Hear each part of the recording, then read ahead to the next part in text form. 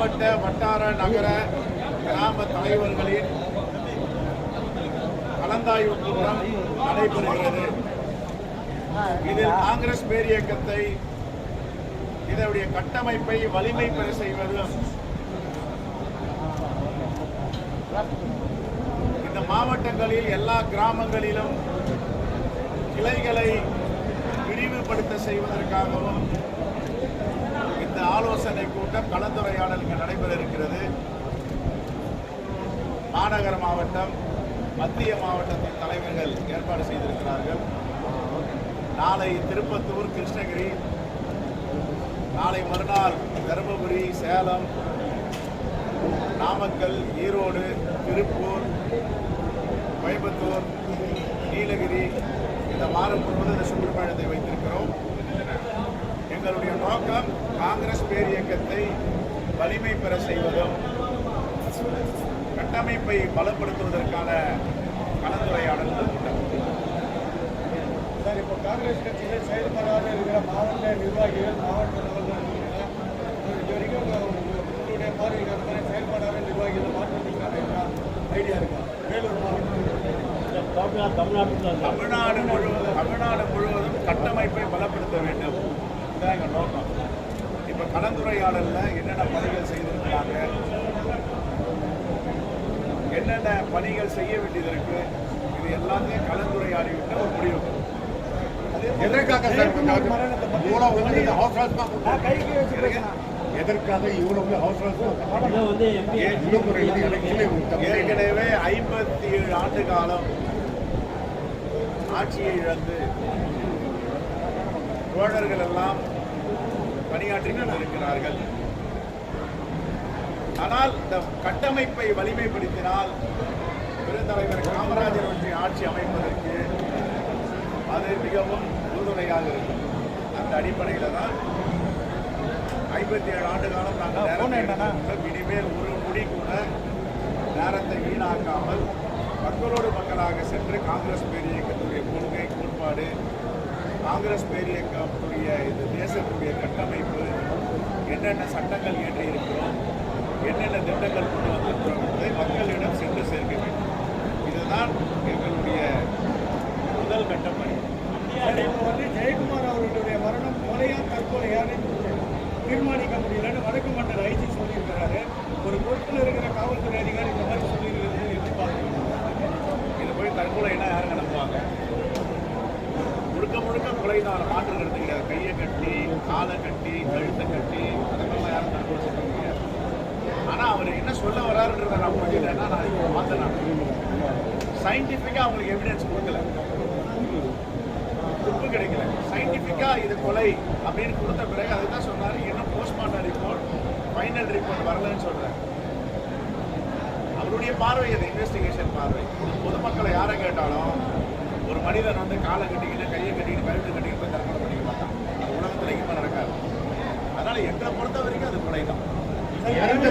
வந்து அப்பாவையும் விசாரிப்போம், சபாநாயகர் அப்பாவையும் விசாரிப்போம், ஃபஸ்ட்டு உரிமை மன்றவர்கள் அடுத்தது தங்கம்போது இப்போ வந்து ஒரு ஐஜி கண்ணன் சொல்லியிருக்காரு, தேவைப்பட்டால் அப்பா சபாநாயகர் அப்பாவையும் விசாரிப்போம் சொல்லியிருக்காரு. இல்லைங்க, இது வந்து விசாரணை, புலன் விசாரணை நடத்தப்பட்டு நம்ம அதில் போய் கொடுக்கிட வேண்டாம். நம்ம மீடியாவில் போய் ஒரு ட்ரையலை நடத்தி முடிக்க வேண்டாம் நினைக்கலாம். அது வந்து விசாரணைக்கு புத்தகம் விளைவு. எங்களை பொறுத்த வரைக்கும் நாங்கள் அதை பார்த்தது, அந்த படத்தை பார்த்தது, அந்த பாடியை பார்த்ததெல்லாம் அது தற்கொலை என்பது எங்களை பொறுத்த வரைக்கும் நம்பிக்கை கிடையாது. அங்கே புலன் விசாரணை வரட்டும், அந்த பேர் பார்ப்போம். இறந்தவர் அவரே இல்லைன்னு சொல்லிட்டு ஒரு தரப்பினை சொல்றாங்க. இல்லையா, அப்படிலாம் எங்கேயும் சொல்லலை.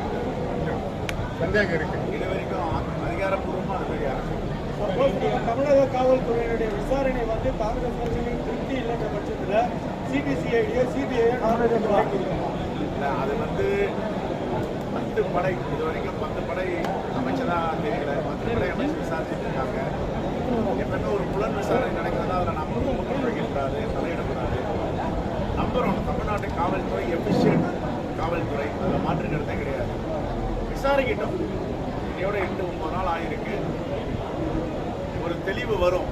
முழுமையான போஸ்ட்மார்ட்டம் ரிப்போர்ட், உடற்கூறு ஆய்வுடைய ரசாயன ரிப்போர்ட்லாம் இன்னும் அவங்க முழுமையாக பெறலை கையில். அதெல்லாம் வந்த பிறகு அவங்க சொல்லட்டும். ப்ரீமிலரியாக இன்றைக்கி அவர் சொல்லியிருக்காரு, இது இதெல்லாம் நடந்திருக்கா அப்படின்னு.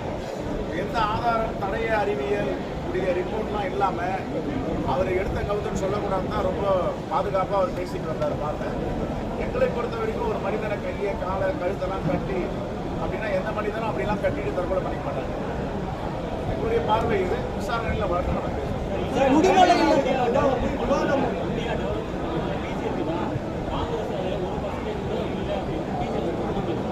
பச்சையாக சொல்லணும்னா தப்பாக நினைக்கிறோம். ஃப்ராடுங்க, ஒன்றா நம்பர் ஃப்ராடுங்க தான் அதெல்லாம் பேசுவாங்க. இந்த நாடு விடுதலை அடையும் போது ஒரு குண்டூசி கூட தயாரிப்பதற்கு வாய்ப்பு இல்லாமல் வசதி இல்லாமல் இருந்த தேசம்.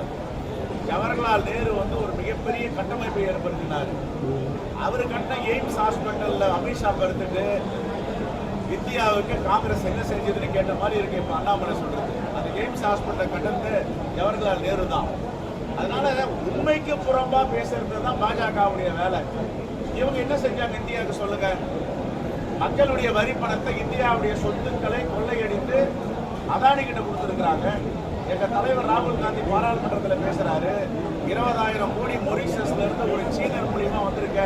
அது யாருன்னு கேட்கிறாரு. பதில் சொல்றதுக்கு வக்கு கிடையாது, அதை எதிர்கொள்றதுக்கு துப்பு கிடையாது. இவங்கெல்லாம் காங்கிரஸ் போய் இந்தியாவுக்கு என்ன செஞ்சதுன்னு கேட்டா என்ன கேள்வி? தமாஷா இல்ல இது.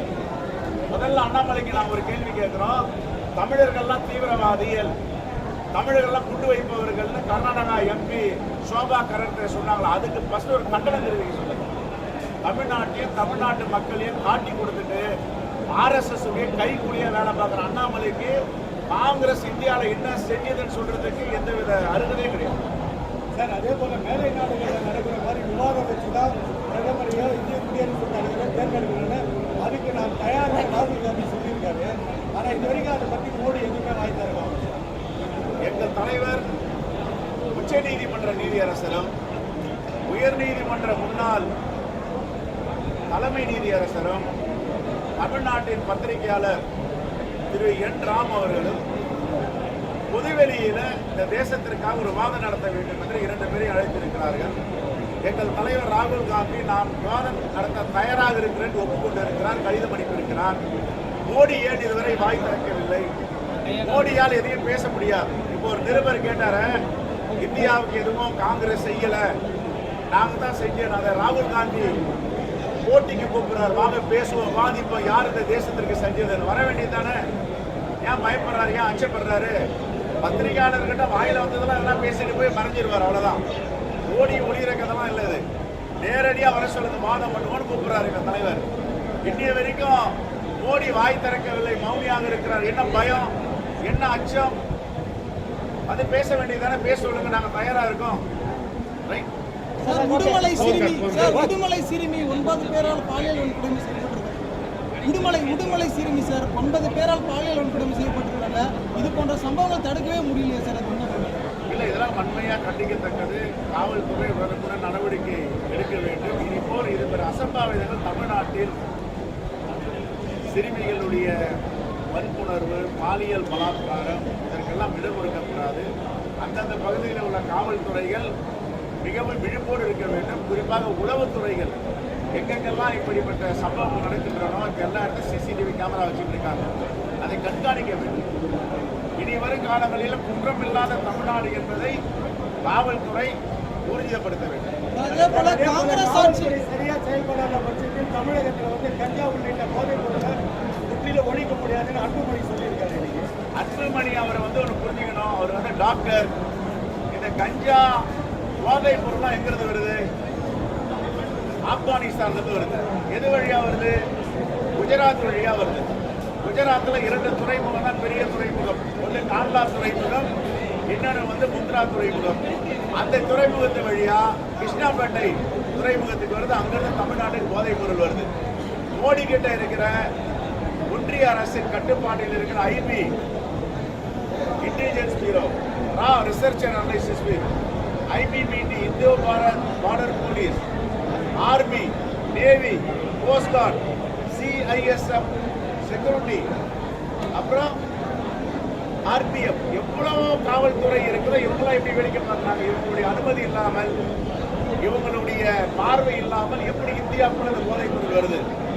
இந்த போதைப் பொருளை அனுப்புவது பிஜேபியை சார்ந்தவர்கள் தான். காங்கிரஸ் தமிழகத்தில் காங்கிரஸ் காங்கிரஸ் ஆட்சி அமையும் எதிர்காலத்துல சொல்லியிருந்தீங்க போன கூட்டத்துல. அப்படின்னா காங்கிரஸ் கூட்டணி ஆட்சியா இல்ல காங்கிரஸ் தலைமையிலான ஆட்சியில் இருக்குது? எங்களுடைய இலக்கு, எங்களுடைய ஆசை பெருந்தலைவர் காமராஜருடைய ஆட்சி.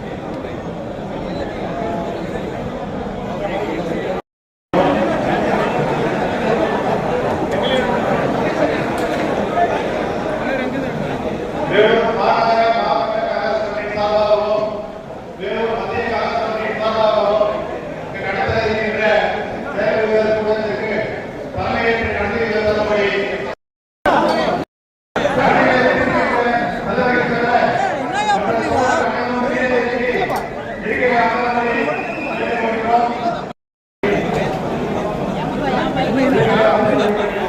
General shot okay okay sir ஆமா.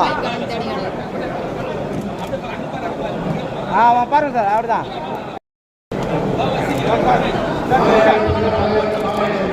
அப்பா